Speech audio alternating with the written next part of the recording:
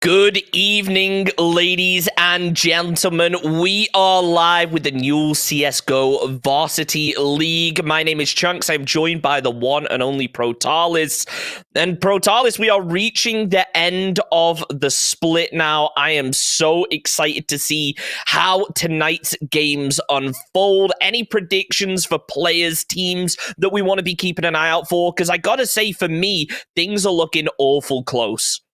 Oh, they absolutely are. Both of the matchups today could be separated by a hair's breadth. The first one we're going to be looking at is Bath A versus the Derby Gods. And then following that best of one, we will be into a second matchup between the Back Six and Manchester Hive. Two very close ones indeed. Especially, I have to say, in this first matchup, there's some serious firepower that could be brought into the match by this Bath A squad. They have some of the highest ADR players in the Newell Varsity at the moment. So I'm certainly looking forward to what could be an explosive first matchup of the day.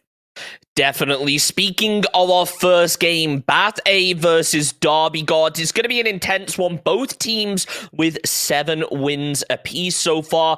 However, Bath A, they currently have 7 wins, 3 losses, opposed to the Derby Gods, 7 wins, 2 losses, because Derby Gods have only played 1 less game than them. So it's going to be close, and there's going to be a lot of pressure on these teams, because there is the potential for, a potential tie tonight, which in that case, I have clarified just before we went live, the games will be played over on Saturday for the teams to play against each other for the tiebreaker to see who will be able to qualify for the varsity playoffs. And I mean, speaking of Bath A, extremely strong squad, but a player I want to look out for in particular has to be Rico. 184 kills so far in only 9 games played. That is absolutely huge. It is indeed. He's almost hitting an average 150 ADR across all of his maps as well, which is absolutely phenomenal amounts of damage to be outputting in every round. And that really does speak to, I think, the advantage that Bath A potentially have in our opening matchup of the day. They have several players who have a very high pedigree and have been performing incredibly well in this varsity split so far, especially when you look at Kaon as well, perhaps as a secondary fragger for the roster. And those need to be the strengths that the Bath squad lean into in today's matchup. They need to make sure those two players are firing on all cylinders and are nice and warmed up before this early match, because in a best of one format, if those star fraggers are turning up, you'll be able to take over the match cleanly. Whereas from the Derby Gods perspective, they might have to try and work in a little bit more of a tactical game here, maybe try and utilize some kind of a veto that neuters the effectiveness of these Bath A fraggers, because there are some dangerous riflers on that roster. Definitely. And I feel like, in this event so far, it's a lot of best of ones, so teams don't get a huge variety of maps to play. However, we have seen Bath A, they've played a huge variety. They played 3 games on Mirage, 2 on Inferno, 2 on Overpass, 1 on Nuke, and 1 on Vertigo. So they have shown that they are a consistently strong team across multiple maps, whereas Derby Gods, on the other hand, 2 on Vertigo, 2 on Nuke, and 3 on Train. Do you feel like Derby Gods maybe haven't had the opportunity to shine in the way they hope? Or is it the case that maybe they're weak on a couple maps, they try to pressure over to the maps that they know other teams struggle on more?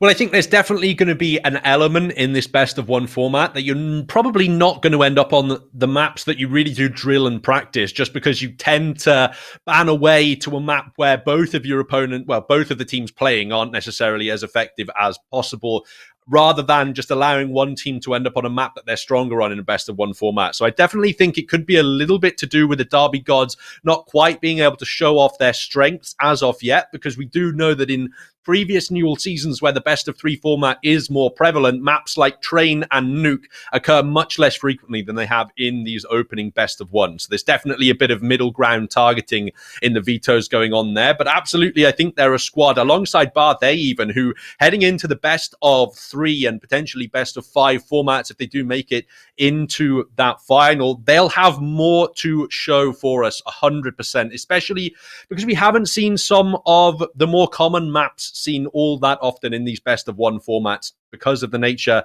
of the banning, as we mentioned. And I feel like those are the maps where you tend to have more practice, when you believe the series are going to end up more frequently on maps like Mirage or Inferno. You're going to spend more of your team time practicing your setups on those maps rather than on something like or a Train or a Vertigo if you feel it's going to be banned out early on in a best of 3 scenario. So I really do believe that both of these squads could have some additional tactical depth to show us once we enter the renewed formats of the playoff stages.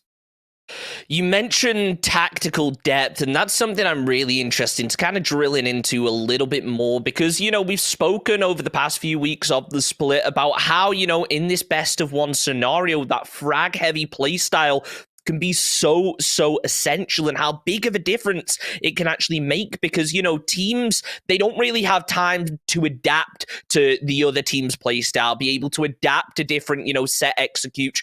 A lot of the time it really does come down to a site being taken caught off guard, a team loses 3 players, and then you have 1 or 2 clutch players that have to come in big. Do you think that maybe the teams that are fragging out more and are able to make these clutch plays, do you think they're maybe going to struggle more going into the later splits where we're going to be playing more best of 3s?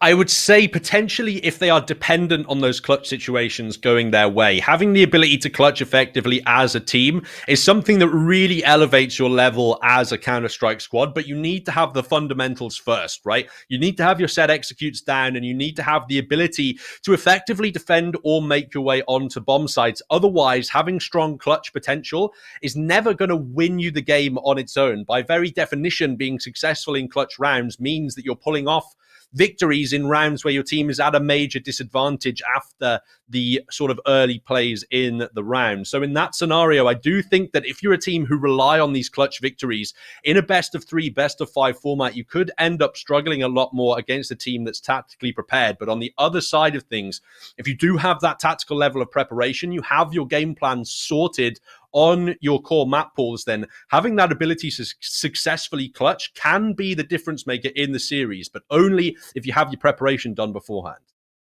Now, on the topic of players who have been clutching a lot, one player I want to keep an eye on for the Derby Gods has to be Orcs, currently out there with 169 kills to 115 deaths, and that's only in 7 games. Hasn't played all of the games so far for Derby Gods and holding a 1.47 KD and 118 ADR. That's really impressive. Are we expecting to see big things out of them tonight? We potentially might need to see some impressive performances. As we did sort of allude to briefly, Bath A seem to have the firepower advantage heading into this best of 1 map. And the best of 1 format is so much more likely to be overtaken by individual fraggers than a best of 3 because you're just less likely to end up on insane levels of high skill consistently across 3 maps than you are just to put in a big performance on 1. So absolutely, I think Orcs is going to be a vital part of this Derby Gods game plan if they want to counteract some of these intense fraggers on the Bath A side.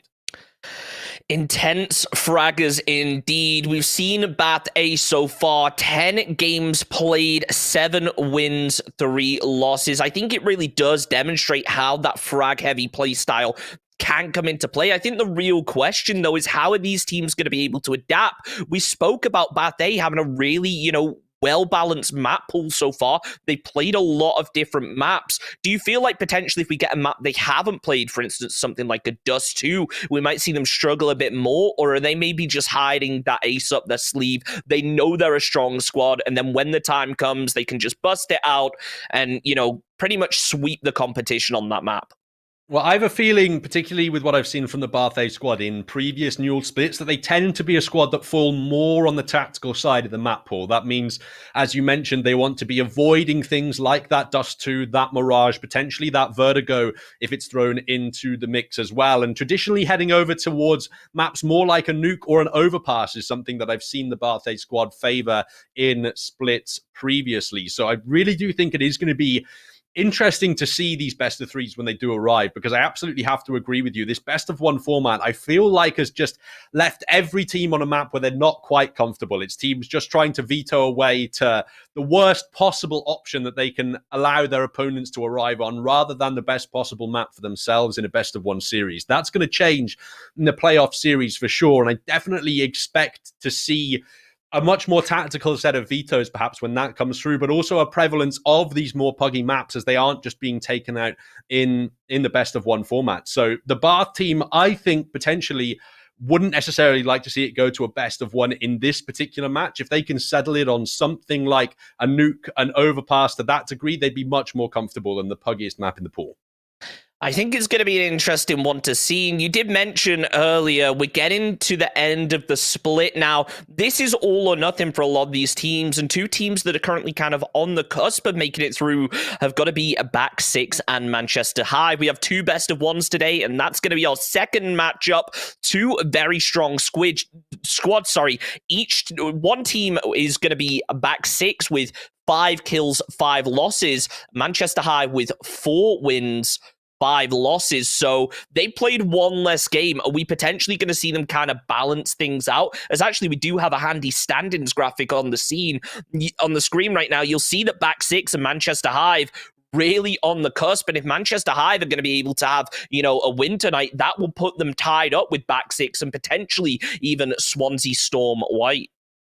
Absolutely. Both of these squads in Back Six and Manchester Hive are going to be competing quite intensely in this second matchup. And I think it's going to be a really close one as well. Unfortunately for the Manchester Hive guys, I might have to suggest that they might be the underdogs a little bit in that matchup, because despite the mixed record that the Back Six have so far, some of their players are actually fairly high up in terms of some of the best performing players in the Varsity season, putting up relatively impressive ADR numbers considering their position in the Varsity standings. Now, we've spoken before that indicates perhaps they're a team that's focused more on individual play than they are on tactical cohesion, but it does potentially open up those star fraggers that we mentioned can take over best of one games. So the Manchester Hive squad, they need to bring a consolidated game plan towards this second map of the day, because the Back Six team have an impressive roster of fraggers that might just be able to win out that best of one in the lack of presence of genuine tactics from their opponents.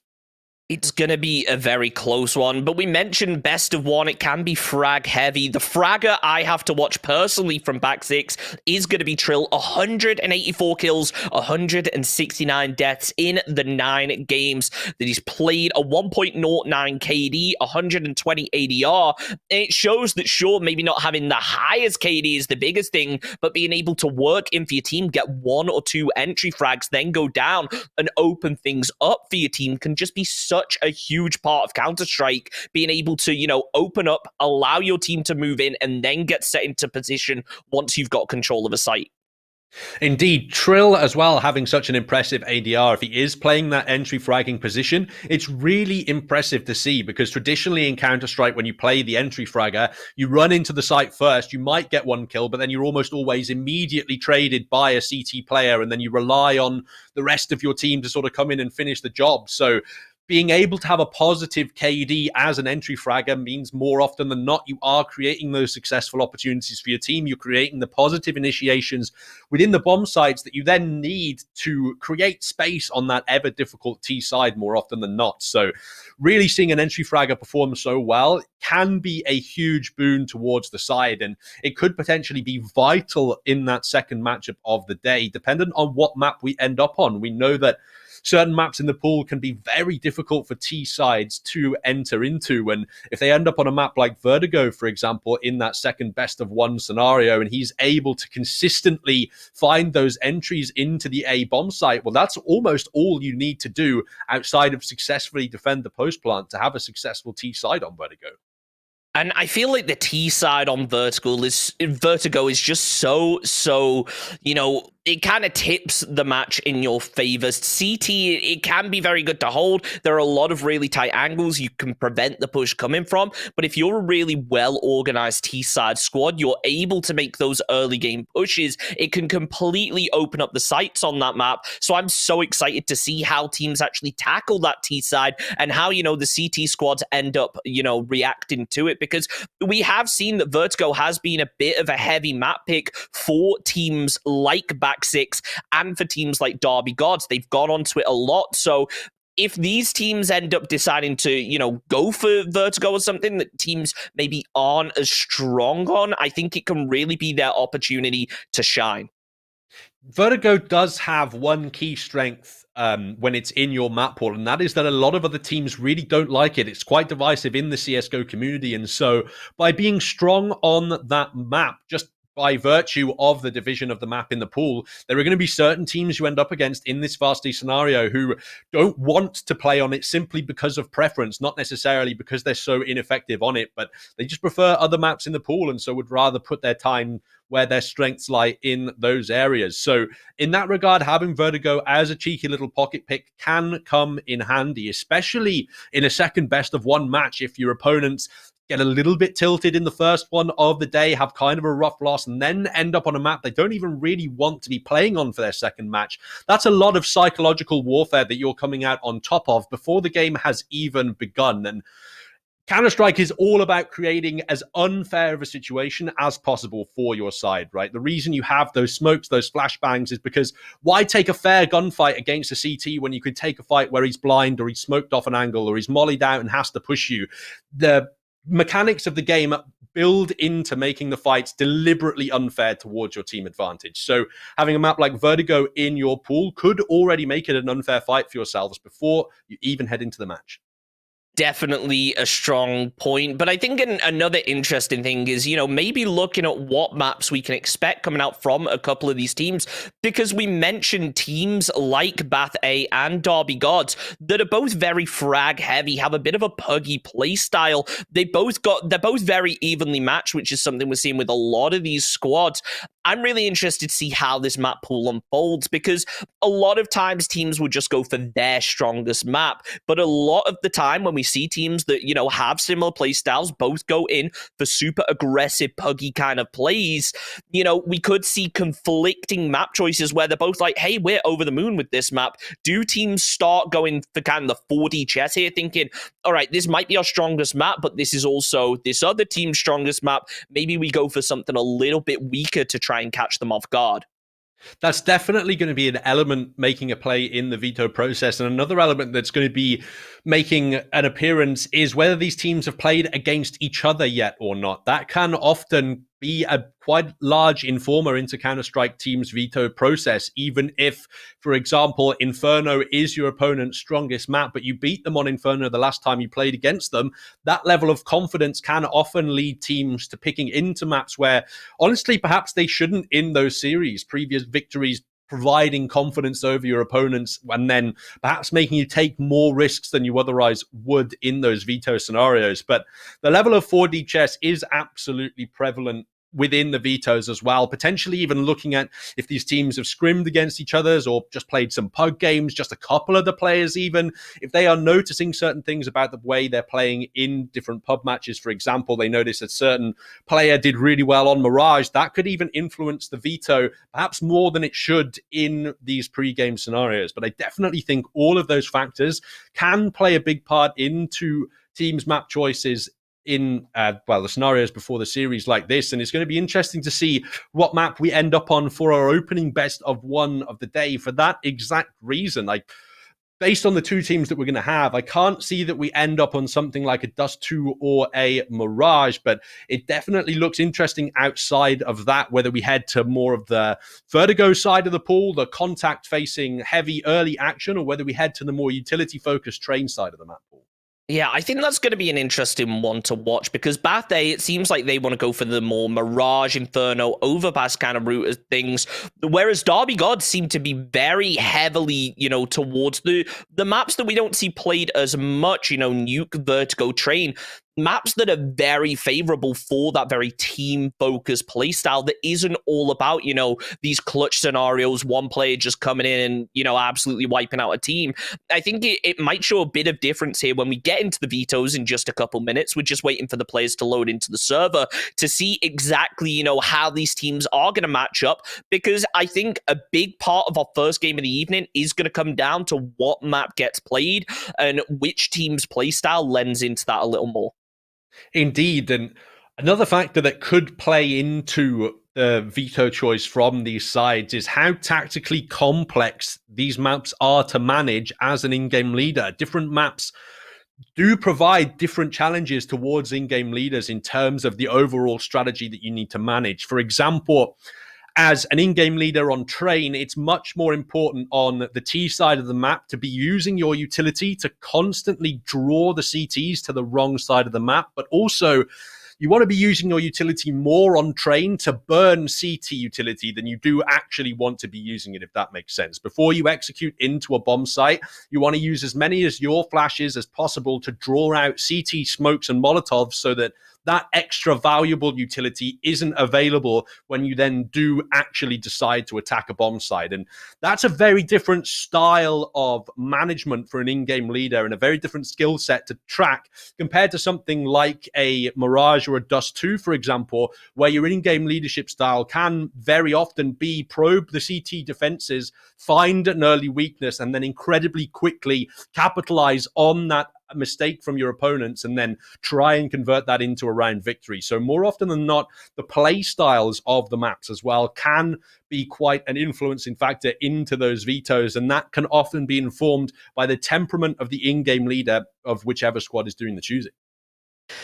Definitely, the IGL just makes such a huge difference, especially when it comes to those more team-focused maps. But one thing I want to kind of mention before we get over to the vetoes, just while we wait for the players to hop into the server, has to be personally, like, we've seen a lot of games that have really started off where a team will win a pistol round and they will just absolutely steamroll ahead and take, 6 or 7 rounds in a row and just absolutely decimate the other squad in the first half. But on the other hand, we've also had those games where a team has taken the lead massively, and then we've had an insane comeback on the CT half where teams have been able to pick it up. One thing I wonder is, what are your predictions going into tonight, where we have two squads with very similar win-loss ratios, with very similar records throughout the matches? How are these squads going to, adapt to that? Are we going to see, sure, a team wins a pistol round, they take 1 or 2 more, but as soon as the economy gets back, they start trading round for round? Or is it going to be one of those things where you win the first pistol round and you take 6, 7 rounds in a row? Indeed. Part of that does depend on what map you end up on also, because the economy on a map like Train, for example, the CT economy can be punished in inordinate ways. Just the mechanics that you need to use to defend certain bomb sites on certain maps compared to, the angles that you have available on others tends to lead the CTs to be in worse positions when they lose the opening CT pistols compared to if they, lost the opening CT pistol on a puggy map like Dust 2, they can take it aggressive of a close angle, try and contest something, because that map is largely predicated on the T's advancing from 1 or 2 angles fairly close to each other a lot of the time anyway, compared to something like a Train, where if you're stuck with pistols on Train, anything other than a Deagle, really, the range of those A and B bomb sites is just so long that if you're in anything other than an incredibly aggressive position, the pistol damage drop-off is just too long to get anything done. So with these experienced teams, I have to imagine this is going to be a very close one. They should both understand the significance of the pistol rounds towards their own economies. And as a result, what perhaps is more important to suggest how successful the economical management is going to be are these second round decisions. After a team wins or loses the pistol round, what do they do in the second round? If they lose the pistol on the CT side, do they buy up immediately on the second round of the CT to try and challenge back, even though the common meta nowadays is just to take a double eco, or do they save through and try and preserve that money a little bit more? You tend to see the sides that frequently force buy, to, even though they don't have all of the utility available, they just think, if we can just win this round with the weapons, then it'll go back in our favor. Those are the teams that tend to see the momentum slip away from them in those economic situations. I mean, the question is, however, how, coming off a pistol round like that, does a team, get back into that mental mindset? Because we pointed out as well, it is a best of 1 series. So even though we're going to be seeing 2 games tonight, it's going to be 1 map from 2 teams, then 1 map from another 2 teams. So that's going to be a really interesting one. How do you think that players at the new level are exactly going to kind of, plan things out? As we actually do see now, our vetoes have gone through. It's going to be Mirage is our first map of the evening, which is a map that, honestly, in so far, Derby Gods are yet to play a game on. Whereas, Bath A, they have 3 games on Mirage. So how do you see things maybe unfolding in game number 1? Well, it definitely could work out in Bath A's favor, as it looks like we're about to head into things any moment now, as they do have the more experience of those formal matches recently. But the Derby Gods are no pushovers, and a common map like Mirage, they'll certainly have something to bring to the table. In this pistol round, it's only one player with utility for them, though, a single smoke and flash, indicating they have to take it towards the B bomb site, as there aren't enough angles to shut off by deploying a single smoke on A, and that means it is going to be on to Rowan as the first point of contact, trying to defend against these incoming Ts.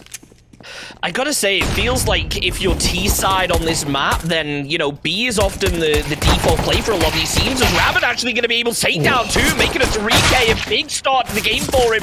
Rico gonna be able to get the trade on towards Fate, as Orcs takes down 1, but it's a close one. It's a 3v1, peeks out wide, but he's absolutely pinned between 2 players, switches over to the USP. Can the headshot land? It's looking less and less likely, as Bath, they perfectly execute that pin down Orcs in, you know, a horrible position, and they're going to be able to take our first round now. CT side taking the round 1 win. They're going to be going for the force buy. How do you feel like this is going to affect things for Derby Gods, as it looks like they're going to go for a bit of a deagle play here?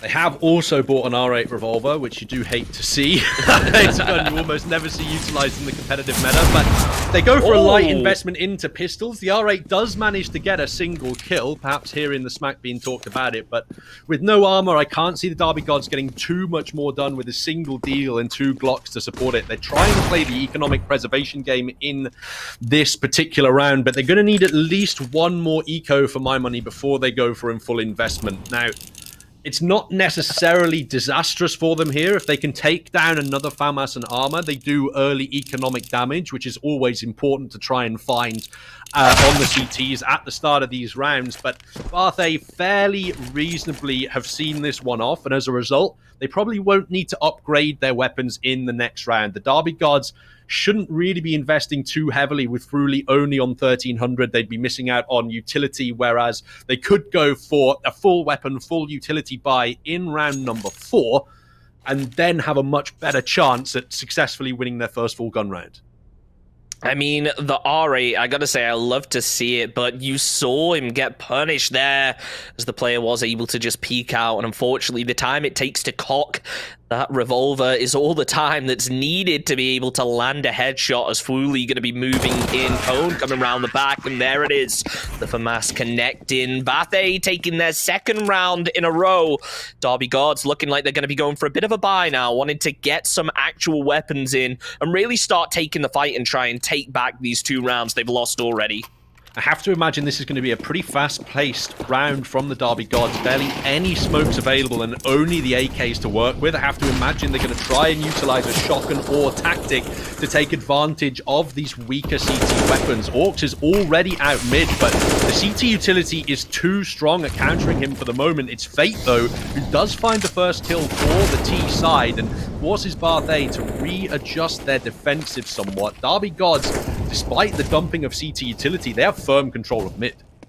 Shock and awe describes it perfectly. You saw a player pushing straight through the middle, as now Derby Gods, they've taken down 2 from Bad Day. They're going for a bit of a reposition, but Finch is grouping up with the rest of the squad, as it looks like potentially Derby are going to be working over towards that A site execute, knowing just how hard it is to hold with only 2 players standing, especially against a 5-man push. So right now, it feels like Derby, their primary focus is just staying 5 players up, surviving and keeping those weapons going into the next round, because even off a round win, losing a player can be so deadly. But Wooly, he opens up, tries to connect through the doorway rather than going to be able to back off of this, but against Orc from behind, as headshots now getting opened up from by Rico. Cone goes down to Orcs. Rico's the final player left standing, and the real question is, do you go for the save, or do you just kind of maximize, you know, the fact that, you know, one player's already down, another player's going to be low HP? Do you just try and push this, or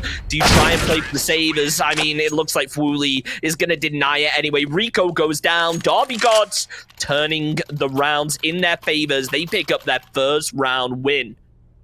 Indeed, and that's a nasty one for Bath A to fall to as well. Kaon had to invest into that last round, having died in the round previously, so he has nothing to invest into round number 4, and the rest of Bath A, if they were to invest, would be able to get ideal weaponry. However, the eagle shot from mid will certainly find the opening of the round going in Bath A's favor, and actually with 2 men in the B bomb side, they could still find more damage on these advancing T players. That takes down Fade, and this starts to get dangerous for the Derby Gods. Fuli can get a single kill back, but these Ts have to stay together now as the Deagles present a very real threat to them in this round.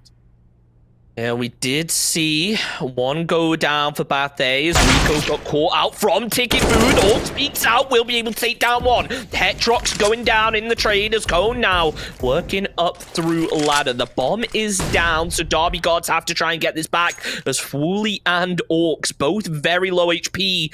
There's an AK for Cone, and Raven and Ethan, each with a Deagle. Orcs able to take down one, but Fooly going down in return.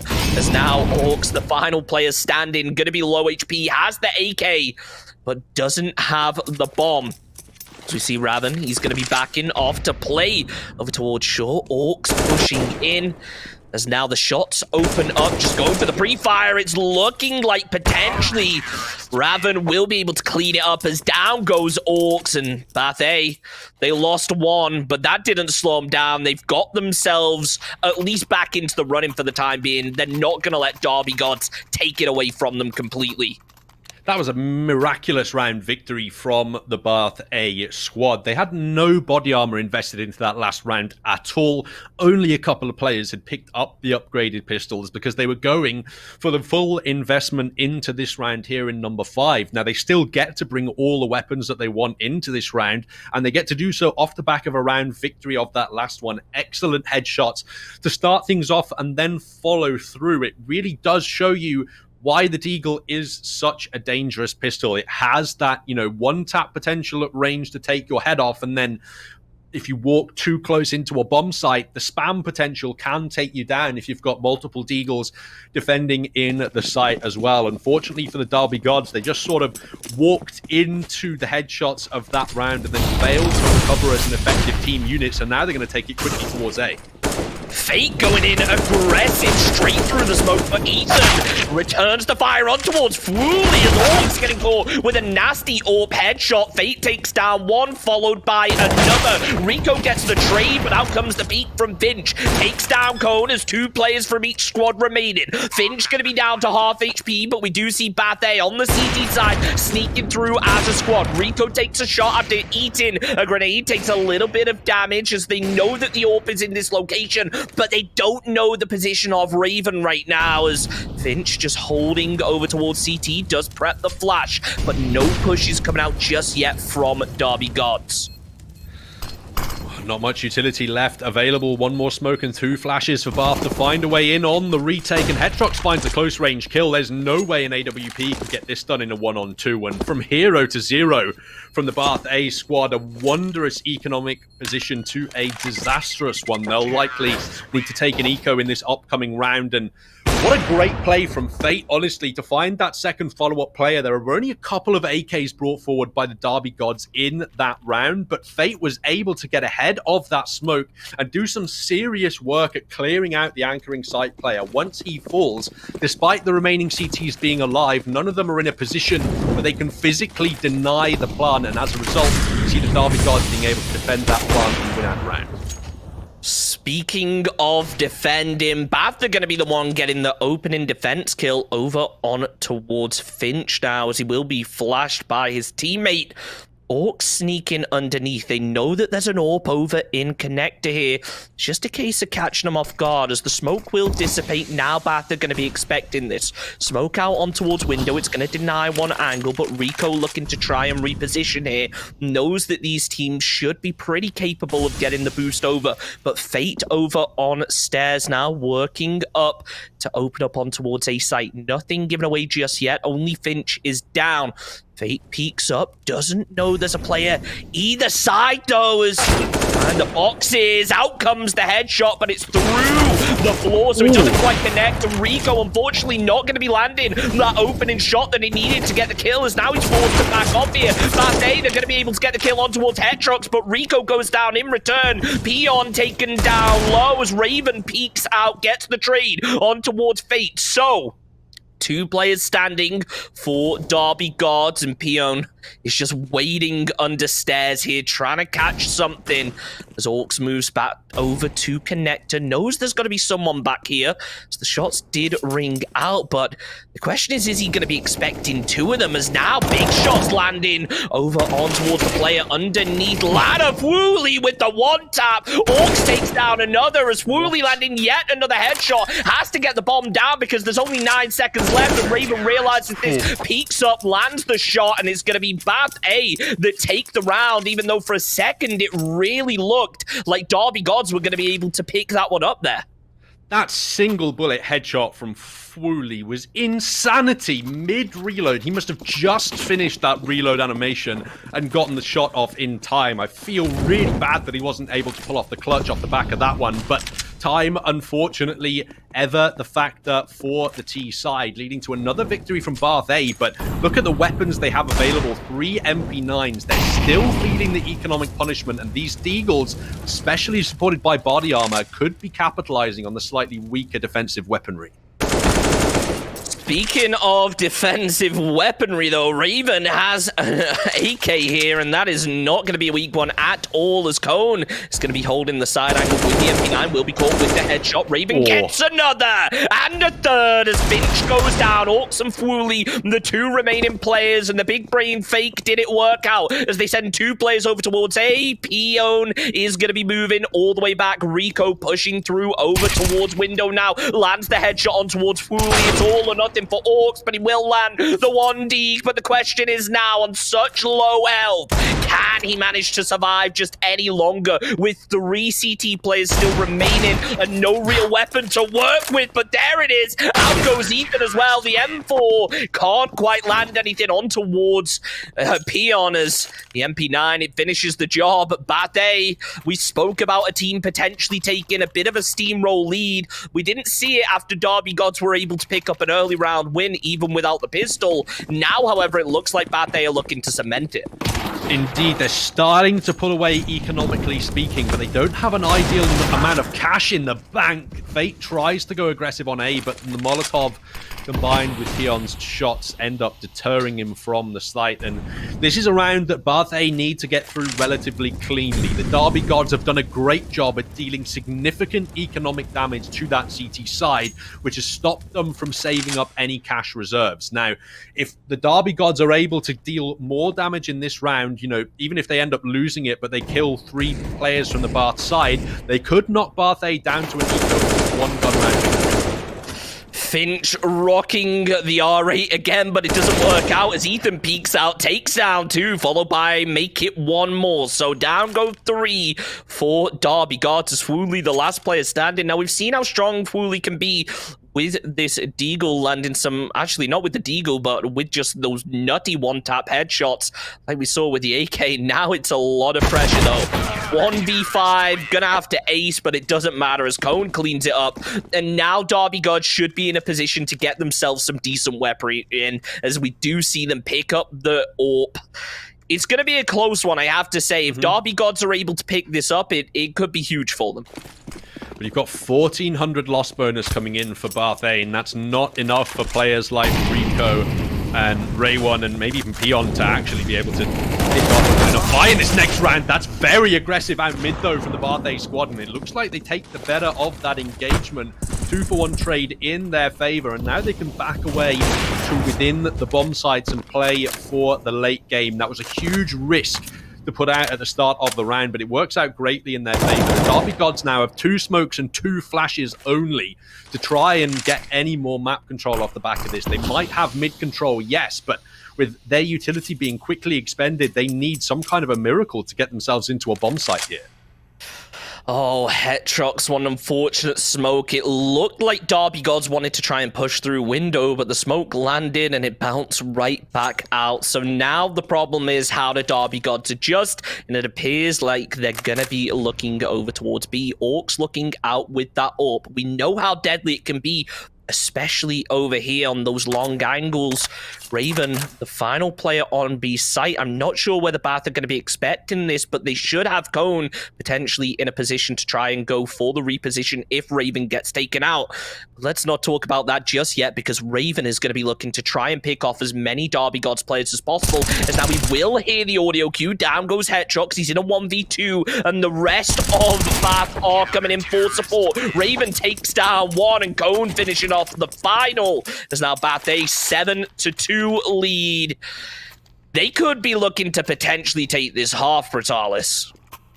They certainly could, starting to pull away in the lead. Their opponents have to take yet another eco. Finch determined to continue to bring that revolver forward, and honestly, there's just no argument to make for the weapon. A great shot from Rico, who has been missing a couple so far on Mirage. He'd like a round like this to be a bit of a confidence booster to himself, but I think he's a little bit too twitchy with the movement, honestly, at this point. Over-flicking slightly and jumping too early before taking his shots in that scenario to try and avoid the Deagle headshots. So perhaps not quite as warmed up as he'd like to be in this matchup. But either way, the Bath A squad, they are building a significant round lead, but this is another one that is quite expensive for them. The Derby Gods, despite not picking up rounds on their T side as of yet, they are finding a lot of frags in these rounds, and that could show that potentially they might have a competitive CT side setup when the halves switch.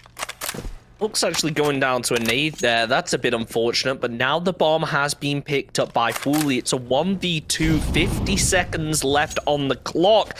The question is, can Fooly make something happen? As it does appear that Bath A are looking to set up over towards B. The shot will ring out, so it appears that Peon is going to be moving in towards this from Palace, keeping an eye out. Fooly playing back over towards ramp, actually going all the way over to T-spawn now.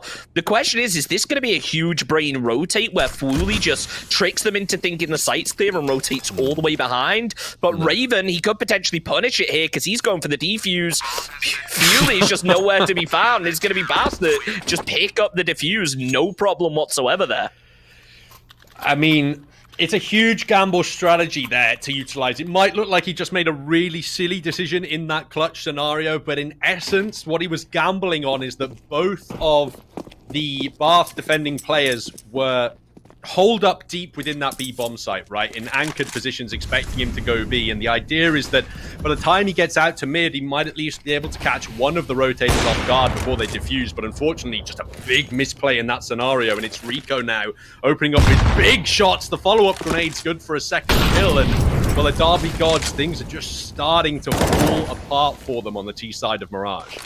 You got to feel for Derby Gods there, because it feels like in the past they've gone super aggressive onto sites, and now the one round where they try and kind of sneak through using the smokes, they just get absolutely punished by Rico. But never mind, as Finch going to be returning it with the headshot. It's 2 players down for Derby Gods, 1 for Bath, as the flashbang will come out. Finch is going to be looking to try and peek slowly here. Doesn't want to over-peek anything, but Cone spots him out, will be able to call it. Finch lands the headshot. It's back down to a 3v3, but Derby Gods have just a player at the exact opposite end of the map, finally starting to rotate through as Finch goes down. Peon looking to try and get on top of Ticket Booth, but I'm sure that... Oh, wow, Ethan! I was not expecting that. Headshot's getting caught with a headshot. Now it's down to the AWP, but it's just no use when you have players pushing you from multiple angles. Raven picks that one up, and Bath A should be able to pretty easily get the defuse here.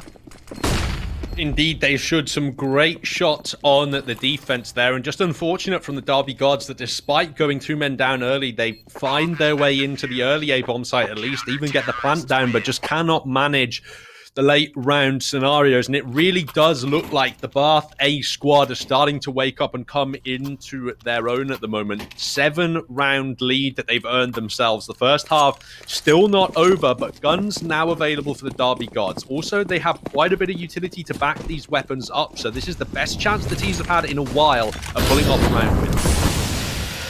Big mid-rush potentially going to be coming out here from Derby Gods. Pion going to be able to land the headshot on towards Finch. Gets traded out. Rico taking down Fwooly, but Orcs cleans that one up. 3 players standing for Derby Gods as it goes down to 2. Ethan throws out the flashbang, looking to try and land something as a player going to be pushing upstairs. But Cone coming from the side angle takes him down low. Ethan taken out, but that nade almost finishes the job on towards 1. He's a little bit wide, though, as Orcs going to be looking to try and get eyes over through the window. Gets caught with a headshot as now Derby Gods, 1 player left standing.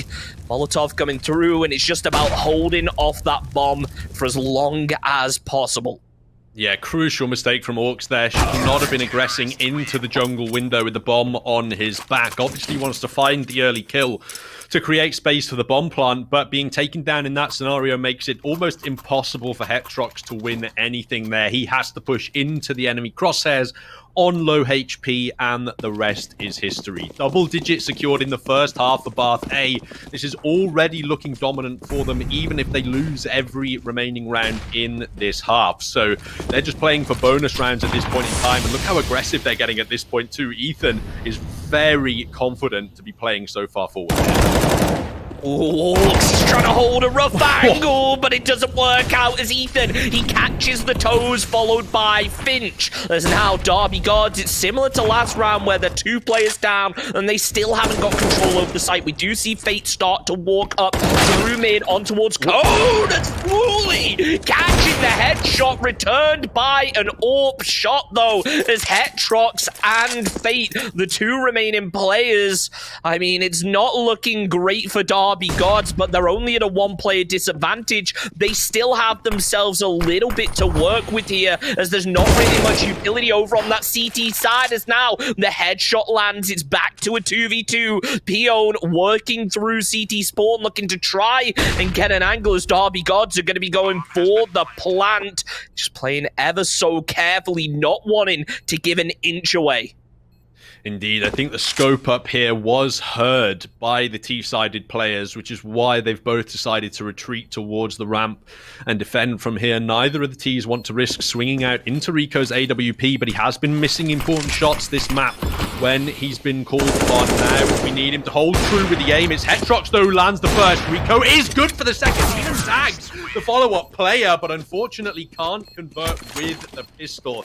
You can't ask for much more than that from Rico, but unfortunately, he just can't kick it over the line, and the Derby Gods pick up their 3rd round of the T side.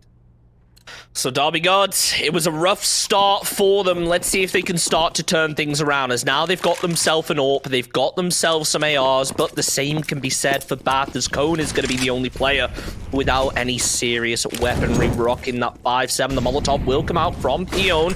He will be able to catch a little bit of damage. The flashbang comes out, lands it on towards Fwooly, tries to follow it with a second, but Finch with the Galil is going to be able to land the damage. Raven throws out the pre-nade to try and land something, as the Molotov's going to deny the angle from window. Finch landing the headshot as Ethan catches the side angle on towards Orcs. A nice little boost position here, but he will be getting spotted out as he goes for the second peek. Rico, Cone, and Ethan, they have to make this retake quick now because the bomb has been planted. However, Derby Gods, they've only got some AKs to work with, as Finch going to be getting caught with the AWP. Fate gets the trade, but never mind, because Rico with the AWP catches one more, as now Dayton going to be able to do some big damage, but never mind. Rico on the 1 HP cleans it up on towards Hetrox. That is absolutely huge right there for Bath A.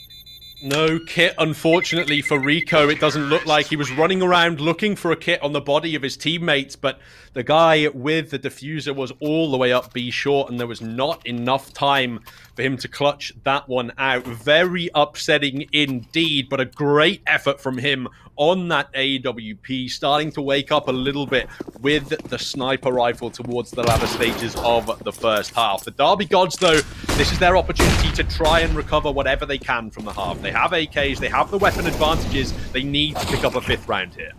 Hawks just popping off with the one taps everywhere. Takes down Ethan and takes down Pian as Rico going down as well. Orcs just showing what he's made of with the AK transfer. The wide peek over on towards Raven, but will be taken out in return. But never mind, because Derby Gods, they used that round to their advantage to get themselves a 5th round in the half. But the problem is now we're at halftime. The economy's going to reset. Can Derby Gods secure themselves a pistol round here? Because otherwise they're going to lose a lot of that momentum, and it's going to be Bath's opportunity to you know, extend that lead more and more. You're absolutely right. This pistol round, so important for the Derby Gods, especially considering the fact that they're on the CT side as well, where they're probably only going to get 1 full gun round out of the first 5 rounds of this half if they don't manage to secure a pistol victory or a 4 spy round victory or something like that. The Derby Gods, though, pushing up mid, they have so much info. They probably know this is going to be an A play. Pretty standard execute coming out there from Bath, but it's going to work out in their favor as Rico takes down one Ethan with another. Now it's just a case of getting that bomb down and holding those positions. Leon going to be watching over towards ramp, lands the headshot on towards Fate. Finch trying to get more and more aggressive with that USP, but getting caught with a body shot in return. Hetrox lands one on towards Rico, but Finch goes down in the trade. There's now Hetrox, the final player left up, lands one headshot, but it doesn't matter because Cone going to be able to clean that one up. And Bath, they take the pistol round. That's not ideal if you're Derby Gods right now, especially after the last half's performance. Not at all, and it looks like they're going to go for the 4 spy here in the second round of the second half. A very risky decision indeed, because if they don't manage to win this round, they're looking at a potential double eco scenario. That's 14-5 before they even get the full guns out. So this one for the Derby Gods, they need to be hitting all of their shots, and Orcs is not going to be able to connect the opening headshot in mid, has to fall back instead. There are AKs and Galils to be worrying about on this T side, and all the Gods have to reply with is a Mag 7, Scout, and a couple of Deagles.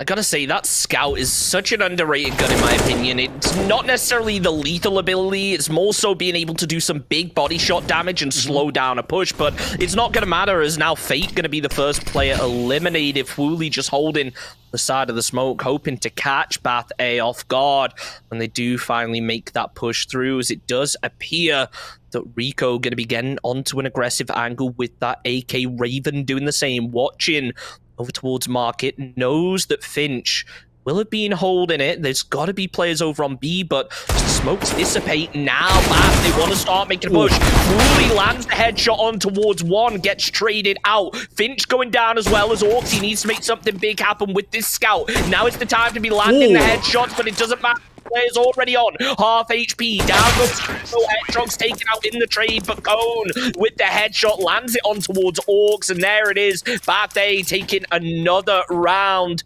This is going to be huge for them right here.